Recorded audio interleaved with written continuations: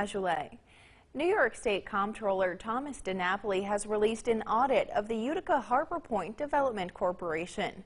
Eyewitness News reporter Lauren Brill has more details on what that report entailed and the response it has received from Chairman Vincent Gilroy. Comptroller DiNapoli's audit looked at the financial activity of the corporation as well as if they have established realistic budgeting. And I spoke with Chairman Vincent Gilroy, who says that this report has helped structure the project moving forward.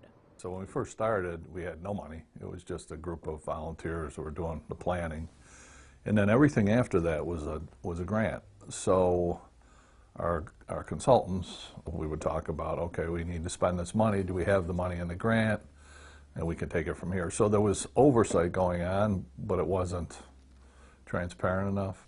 And Gilroy says they will ensure that they have specific committees to handle this going forward. The audit's key findings showed that the board adopted budgets that did not include realistic revenue and expense estimates, which caused funding gaps. And as of December 9th of this past year, the corporation's projected costs exceeded revenues by about $2.3 million. Gilroy explains that they did not have anything to budget for because at the time they did not have any money coming in. Projecting out as to what's going to happen down the road. You know, we have a lot of activity in there all of a sudden again after COVID.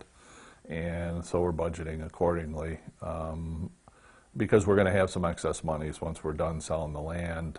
The report also found that while the corporation received grant funds for 2 projects, officials relied on lines of credit to provide cash flow for several years. As we would get a grant, we would go to NBT Bank and they would advance a line of credit against the grants.